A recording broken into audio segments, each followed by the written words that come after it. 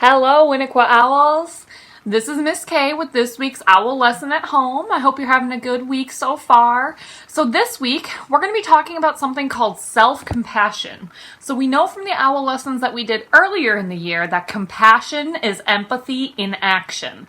That means when we notice someone is upset or someone's having a hard time, we do something to help them and help them feel better. So it's easy to show compassion to other people, but it's not always easy to show that same compassion to ourselves. The truth is, some days in life are just not good days. Maybe a project isn't turning out the way you want. Maybe you're fighting with a friend or a family member. Maybe your pet or your sibling destroyed your room or made a mess of your stuff. Or maybe it's just one of those days where nothing goes right. We all have those days, and you should know that it's okay to not always be okay, especially during difficult and scary times like we're living in right now. Just in case anyone needs to hear that again today. It's okay to not be okay. So when we have these kinds of days or when we're feeling this way, we need to pause, take a few deep breaths, and practice listening with our heart to show ourselves compassion and kindness. So to understand a little bit more about what that means and what it might look like, we're going to hear a story called Listening to My Heart, written by Gabby Garcia and illustrated by Ying Hui Tan. Ready? Esperanza's tummy fluttered as she practiced her lines on the porch. Today was the class play. Waiting for Mama to walk with her to school, she paced back and forth when she spotted a heart-shaped rock.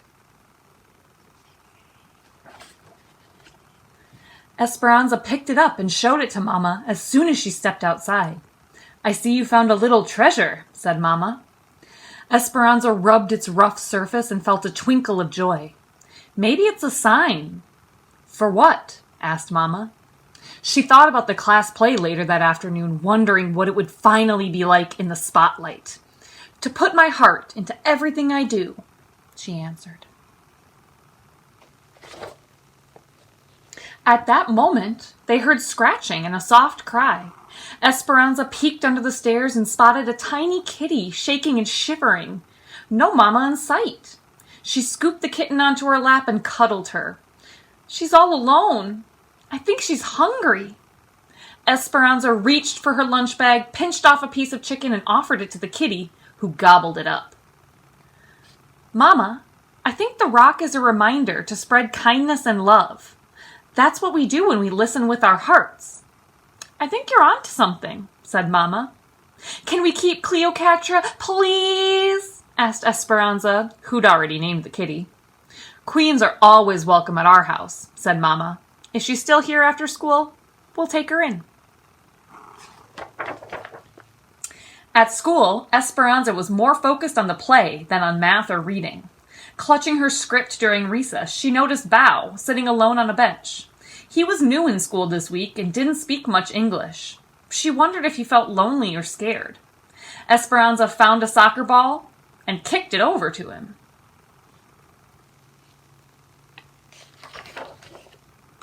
A smile spread across Bao's face. He stood, popped the ball in the air, then bounced it back and forth between his knee and his head a few times.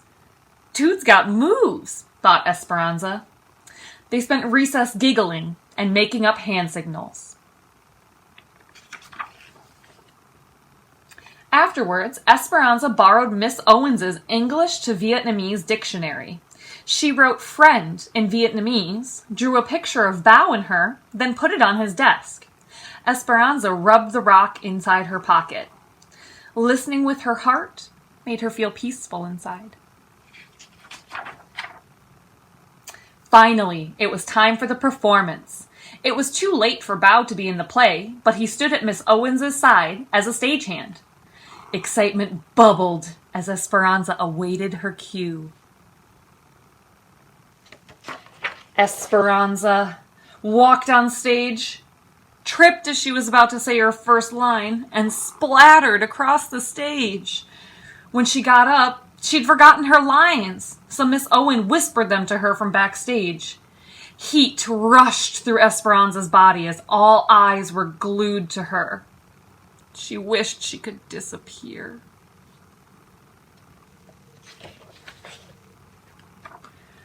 I ruined the play, thought Esperanza, rushing off stage as soon as she'd finished her part.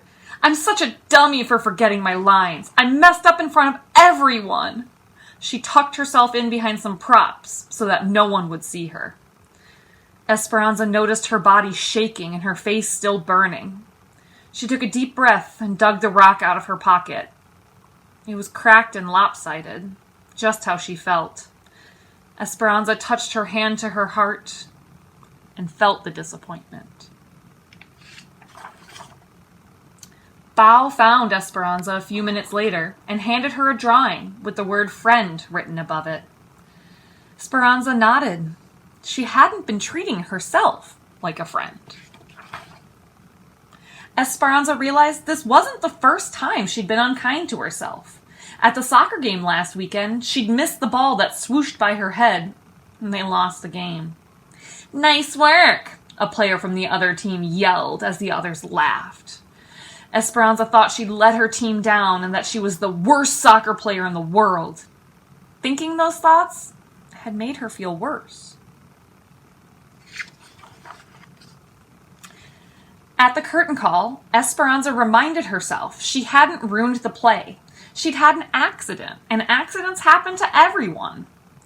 Listening with her heart wasn't just about giving kindness and love to others, it was about giving it to herself, too. I can be a friend to myself, thought Esperanza. When Esperanza got home, she focused on her favorite things. She zipped down the hill on her bike and then spent the afternoon painting at the kitchen table. She also got the hug she needed from Mama and some cuddles from Cleocatra. The end. Well, I hope you enjoyed that story as much as I do. I think it's a great book, and I think that practicing self-compassion is a skill that most of us need and that we need for our whole lives. So one of the lessons that Esperanza learned in the story is that she needs to be a friend to herself and to talk to herself the way that she would talk to a friend. When we pay attention to the words we use when we talk to ourselves and make sure that they're kind and positive, we allow ourselves to show self-compassion. When we remember that it's okay to not be okay, we give ourselves permission to have those feelings and to get help from friends and families that want to make it better. By talking to ourselves like we talk to a friend, we allow ourselves to not let bad things ruin our day and to help ourselves feel better. So just like last week, I have 3 optional activities that you could do after you've listened to the story.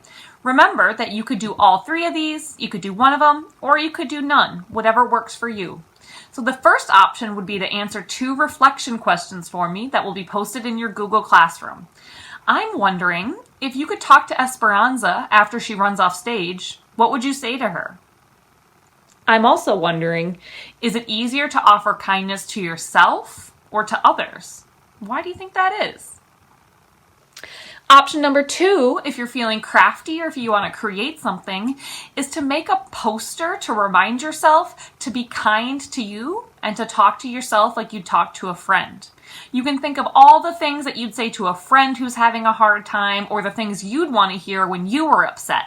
Write them on a poster, a Post-it note, whatever you want to do, and post it somewhere that you'll be able to see it when you need it. Option number 3 is another mindfulness activity. This activity focuses on 2 things: using comforting touch to help ourselves feel better. So that might be giving yourself a hug, rubbing your cheek, scratching your head, and doing some mantras, which are phrases that we can say that are reminders about feeling connected and loved by others. So if you want to try any of those activities out, awesome. If you want to share with me what you did, even better. I'd love to hear it. I hope you have an excellent rest of your week and a great weekend, and I'll see you next Wednesday. Bye.